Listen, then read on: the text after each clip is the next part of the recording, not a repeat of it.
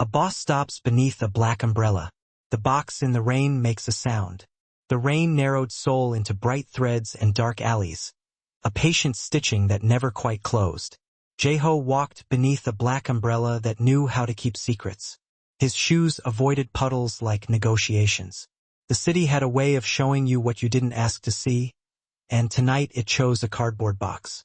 It sat crooked beside a rusted stair, lid half collapsed, rain fretting at its edges. The sound inside was not a cry, not yet, more like a question practicing how to be loud. He stopped because the body stops for certain sounds no matter what kind of man you've taught it to be. He lifted the flap. A tiny face blinked, lashes wet, mouth opening in a slow, astonished O. The infant's blanket, clean but thin, had absorbed more weather than cloth should. He wasn't a sentimental man. He was a practical one. Practical people picked things up before weather finished arguing. He angled the umbrella closer, slid his hands beneath the small weight, and the city changed temperature. The baby's fingers searched air and closed around his index finger with the certainty of a door latching. A hand the size of a leaf claimed him like ownership written in skin. "Who leaves a storm to raise you?" he asked softly, and the baby decided to keep breathing as if the question were already answered. The nearest light was the hospital's red sign humming to itself at the end of the street. He walked with the umbrella tilted more over the bundle than himself. In the pediatric emergency room, fluorescent honesty met him at the doors. Nurses moved with the speed of kindness. A receptionist started to say something about forms and then saw what he carried and began finding words that worked faster. "Here," a voice said, clear, efficient without cruelty.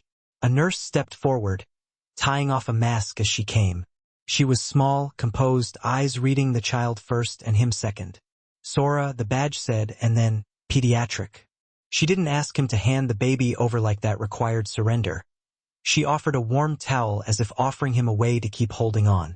He took the towel and then he let her take the child because she had hands that understood scale. "How long in the rain?" Sora asked, business tucked into gentleness. "Long enough for the box to learn a new language," Jae-ho said. She checked the baby's temperature, the soft skin behind the neck, the rhythm of breaths that turned into a steadier story under light. No fever, cold but not dangerous. Lucky.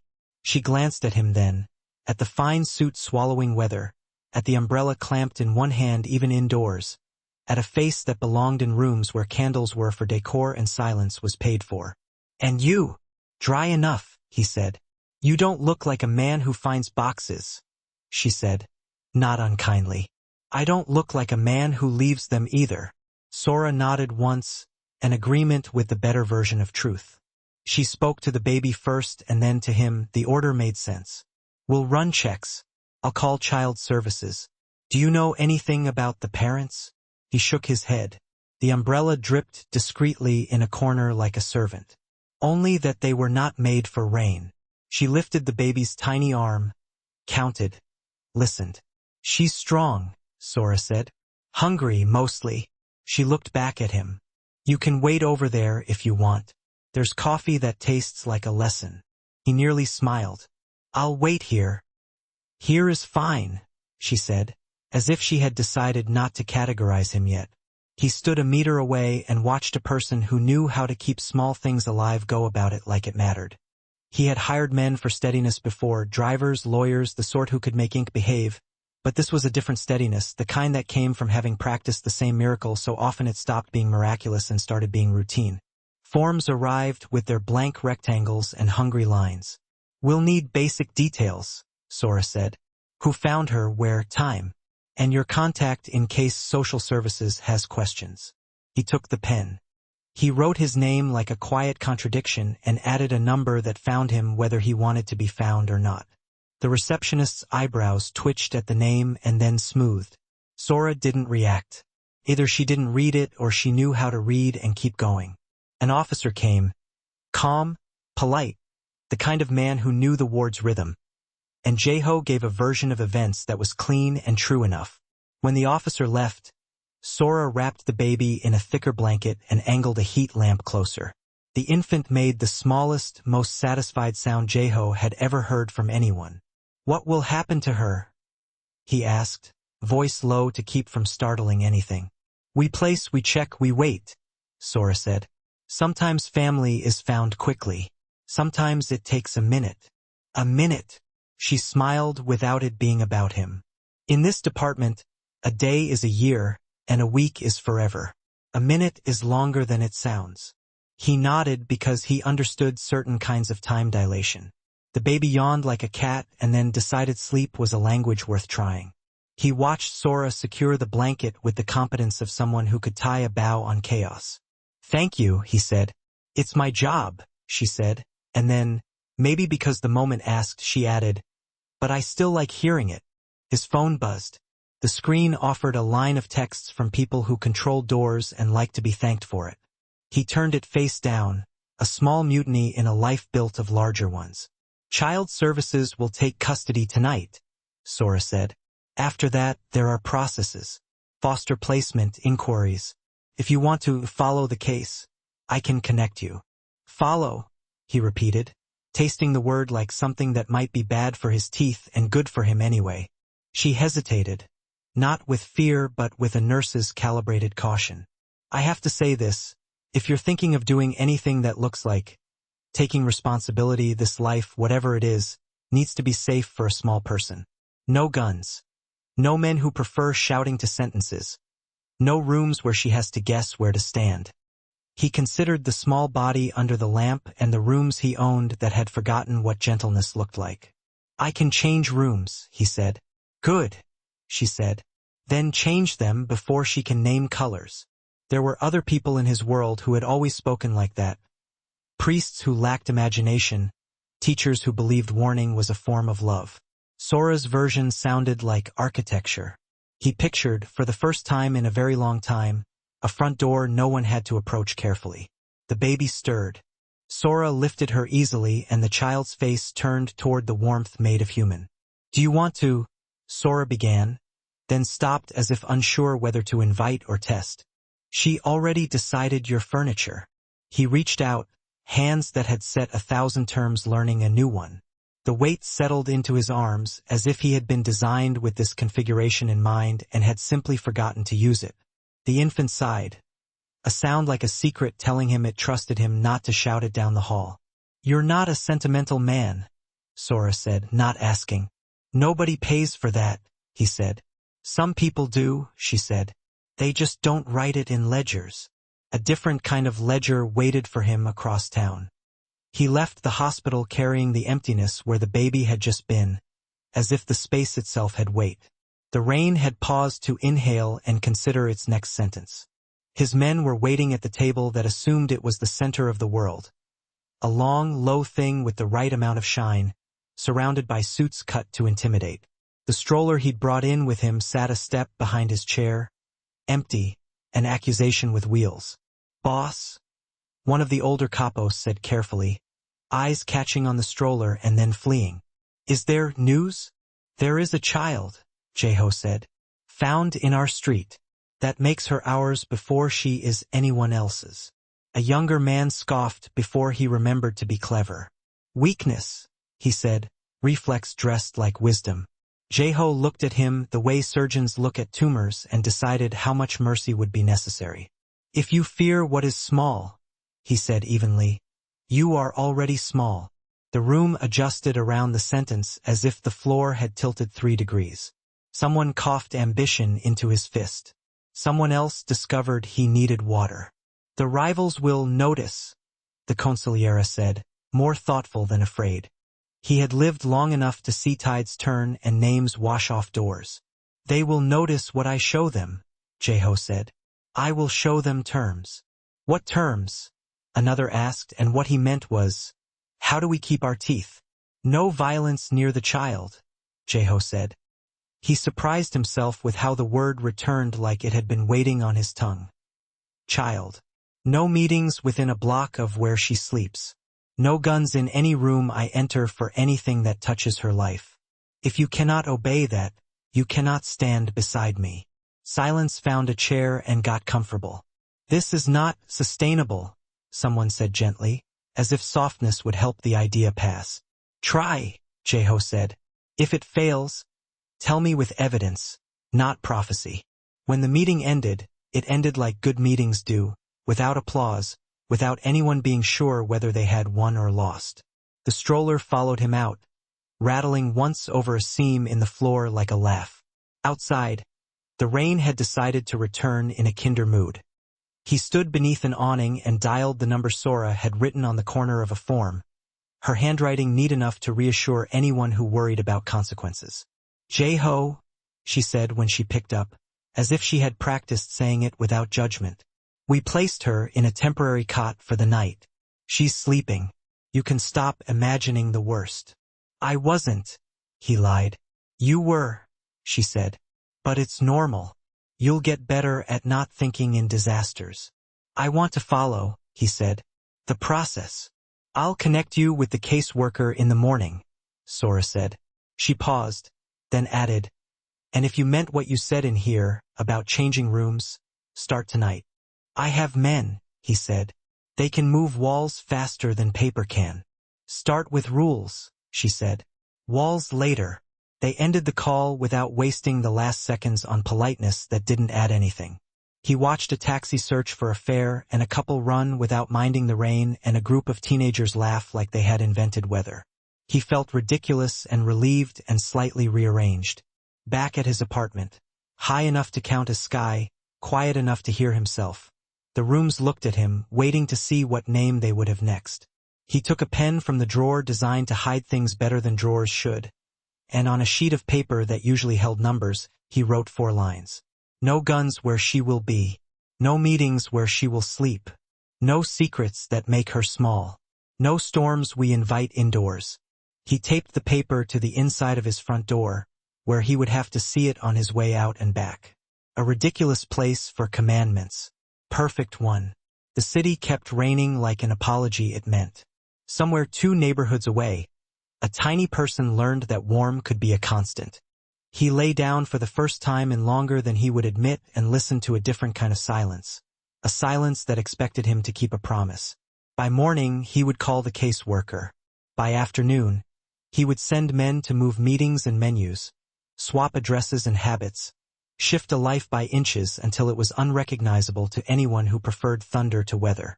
Tonight, he memorized the weight of a small hand around his finger and allowed the room to understand that it had a future. He closed his eyes. The rain spoke a language even practical men could learn. The apartment learned a new rhythm before dawn did. Bottles lined up like soldiers learning to be gentle. A small kettle discovered it had a calling. Jae-ho warmed formula the way he used to warm negotiations. Slowly, exactly, with the certainty that mistakes get remembered. Haun's cry arrived like a bird trying out its first note. He answered without checking the time. By noon, he had drafted more rules than memos. Meetings near the apartment moved to a cafe 3 streets away. The elevator that once delivered men with heavy coats began carrying groceries and quiet. The bodyguard, June, broad-shouldered, allergic to infants, learned how to hold the baby like priceless porcelain and not like a live grenade. His first attempt looked like a hostage situation, his third almost like practice. When Haun hiccuped, June flinched as if he'd been shot and then blushed at his own theater. Sora arrived with a bag that had the authority of experience. She unpacked an impossible number of small, sensible things. A soft thermometer, tiny nail scissors, cloths that made messes admit defeat. She washed her hands like a ceremony and then greeted Haun, who accepted the attention as if she had invented it. Jae-ho stood a step back and memorized the angles that made care look simple. Same hour for sleep, Sora said, checking a chart she'd sketched on a card. Routine is a bridge. Babies cross it without looking down. Bridges should have rails, he said, holding a bottle at the exact temperature she'd taught him. Then be the rails, she answered. They walked to a small park that underestimated winter, sitting on a bench that forgave poor posture. Jae-ho kept Haun's head tucked in the warm fold of his neck. Sora outlined vaccines, visit schedules, the kind of paperwork that didn't care who a man used to be. The stroller squeaked once and then decided to be brave. A grandmother passing by looked at the trio and gifted them a nod that felt like a very old blessing. Back at the apartment, Sora watched him change a diaper with the intensity of a bomb squad and then the clumsy triumph of a first-time chef. He didn't ask if he'd done well. He looked at the baby as if she could grade him. Haun pardoned him with a yawn. He sang at night, low and off-key, a trot song his father had liked when he still liked anything. The tune made the walls remember a different era. The walls forgave him and learned the new one. June stood guard outside the door like a statue hired for tenderness. The city, however, preferred its old map. Minsu waited in shadows that improved his face and sent a message by letting a rumor out for air. The word went around like cheap whiskey. The boss had softened. The apartment had rules. The men had heard laughter. Then a second word followed with knives in it. Accidents happen near hospitals. They met in a fish market at night. The ground a mirror. The air full of salt and something that wanted to be thunder. Jae-ho arrived without a weapon. A choice that traveled faster than he did. Two men flanked him, hands visible, jackets empty of bad decisions. "You found a leash," Minsu said, smiling without teeth. "Congratulations." "I found a standard," Jae-ho said.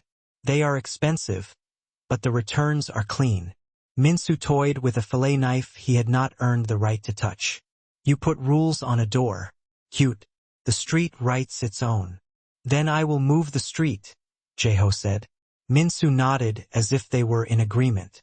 "You have a nurse. She walks at night. People slip. Vans do not always see." The market paused. Water dripped. Something metallic remembered it could echo. June shifted and then remembered not to. "If anything happens to anyone near my door," Jae-ho said, "your men will not be found. They will be walked back one by one to their mothers. And they will explain aloud why their lives are now small." He said it without volume, the way you say laws. "I am done with thunder. I will use weather." Minsu considered whether weather could be bought. He decided to try later and left with hands clean of anything respectable. After, Jae-ho stood under a steel awning and let the rain rename him. He called Sora when the street had finished its show. "I heard a rumor you were seen near Fish and Decisions," she said. "I went without thunder," he said. "Good," she said. "Keep going." He wanted to ask for permission to be afraid. He wanted to ask how much fear a man could admit before he was only fear wearing a suit. Instead, he said, "I will need a name." "For the baby?" Sora asked, smiling into the sound of him, finally believing she was not temporary. "Yes." Sora's eyes went soft the way the ward went soft after a fever broke. "Haun," she said. "Grace, if she lets you." He tested the name in his mouth. Tasted like a room with light in it. "Haun," he repeated, and the city felt less inclined to argue. They took Haun to a chapel at the edge of an old orphanage. The candles making small suns that didn't ask for worship. Jae-ho stood in the aisle as if approaching a contract and set down a signature no court could collect. He promised, very quietly, to stop inviting storms indoors. He laid his old name on the floor where it could rest without ruining furniture. In the days that followed, adoption was a maze that insisted on good shoes. Case workers visited and asked questions designed to make liars tired. Jae-ho answered with the minimal grace of a man learning it was easier to tell the truth when you didn't plan to tidy it later. He showed them the paper taped to his door. One of them almost smiled. At their next appointment, the judge examined his record the way customs examines luggage. Sora sat on a rear bench in a cardigan that had decided to be armor. Haun slept through her own potential future. "I don't reward theatrics," the judge said. "Neither do I," Jae-ho answered. Sora met his eyes when it ended and nodded like a colleague acknowledging competence. Outside, the rain paused to listen. Inside, Jae-ho felt the tiny gravity of a person who had chosen him without knowing the word. That night, after bottles and laundromat and June's heroic battle with a tiny sock, Jae-ho pulled out his pen and wrote another line under the rules. "No deals I cannot say aloud in front of her." He taped that page over the old one so he had to lift a thing to read it. Practice, not promises. The pen tried to write a prayer and settled for a plan. He taped that page over the old one so he had to lift a thing to read it. Practice, not promises. The pen tried to write a prayer and settled for a plan. Morning made a quieter sound than he remembered from childhood. The kettle did its small whistling. Haun made an experimental vowel in her sleep. The building decided it would be a good day if people told the truth inside it. Jae-ho steamed his suit and thought about wearing something that did not look like history. Family court did not care how well a man wore a jacket. It cared about whether he could answer questions without blinking too slowly. The judge asked what kind of work he did. He said the kind that used to make noise and now made schedules. The room did not laugh. He did not offer the joke twice. I am not a good story, he said. I am a good student. I can learn the right ones. The judge looked up, as if remembering that men sometimes volunteered their own flaws without a receipt. And why this child? Because she was in my street, he said. Because the street is mine when I say so, and I need to say so for better things than fear. Sora testified like a person who had practiced being believed. She used verbs the way nurses do, concrete, present, accountable. He follows instructions, she said. He doesn't negotiate when safety is the subject. He has help. He understands that help isn't weakness. She paused, then added, not as a flourish but as a fact. He loves her. You can see it from the hallway. The judge did not smile. Judges save their smiles for after. Papers moved like winter geese. Slow, committed, not interested in applause. Minsu chose the dock for his last attempt because docks pretend to offer exits. It was night and rain enough to make footsteps longer. Jae-ho arrived with June and one other man who had the posture of a door you could trust. No guns. No metal that needed names. You could have taken the elevator, Minsu said. You chose the stairs. I built them, Jae-ho said. Men stepped from shadows the way regrets step from memory. Half of them did not belong to Minsu anymore. Loyalty had packed quietly and moved addresses. Minsu didn't draw a weapon because drawing one would have made the scene smaller. He stared at the empty stroller June had pushed between them like bait, then laughed because dignity was running late. You brought a prop, he said. I brought a promise, Jae-ho said. There will be no blood in rooms she might someday dream of. Minsu was not a man designed for losing softly. He tried to hire the weather and found it already employed. No one pushed him. He discovered how to walk away on his own. Took time. Time is a kind of justice. The hearing reconvened 2 days later with the anticlimax good news prefers. A stamp met paper with the authority of rain meeting a roof. Jae-ho left holding a folder that contained a future written in adult, unpoetic words. Outside, Sora took a picture with a phone that had seen worse days and better light. Haun sneezed. Everyone agreed it was the best part. On the rooftop where air remembered last week's fear, drizzle practiced becoming weather again. Jae-ho stood under the shallow awning, the city displaying its emerald noise below. Sora joined him the way a person joins a path they have decided not to leave. Thank you for teaching me, he said. I taught you some, she said. She did the difficult part. He nodded. There was no point pretending otherwise. He held up the ringless hand of a man who had learned the architecture of gentleness and waited without reaching. Sora stepped closer because consent is a choreography and he had learned the steps. The kiss was quiet, like writing your name slowly so it looks like truth. No fireworks, no witnesses, just weather that had chosen to be kind. They walked after, umbrella up, Haun a warm animal asleep against Sora's chest. At the crosswalk, the signal hesitated and then allowed them. Jae-ho adjusted the umbrella so the water ran down his sleeve and not her hair. Felt like a vow no one needed to hear. In the apartment, a social worker dropped by to check whether life still had rails. She noticed the paper on the door, new page over the old, writing tidy enough to respect. No guns where she will be. No meetings where she will sleep. No secrets that make her small. No storms we invite indoors. No deals I cannot say aloud in front of her. Men tape rules to doors when they mean it, she said, and ticked a box on a form that would go somewhere safe. They took a picture in the park a week later, the river attempting to be a mirror and succeeding for once. Haun laughed with all the authority of someone who had recently discovered sound. Sora laughed like a person who had permitted joy to arrive without apologizing for its timing. Jeho laughed like a man who had learned the difference between silence and peace. Angel wasn't wings. It was the way a baby made the air behave. The city still had alleys and offers and people who preferred shortcuts. But in a certain apartment where a door carried writing and a kettle remembered its job, the weather had changed.